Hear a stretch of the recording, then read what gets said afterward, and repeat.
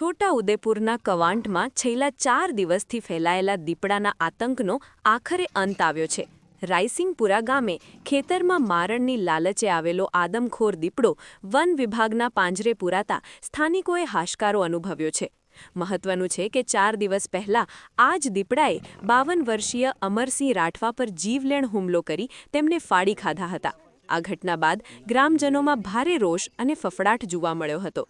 One વિભાગે તાત્કાલિક હરકતમાં આવી અલગ-અલગ જગ્યાએ પાંજરા ગોઠવી દીપડાને પકડવા તજવીજ હાથ ધરી હતી. ગઈકાલે મોડી રાત્રે દીપડો પાંજરે પુલાતા વન વિભાગે તેને સુરક્ષિત સ્થળે ખસેડવાની કાર્યવાહી શરૂ કરી છે.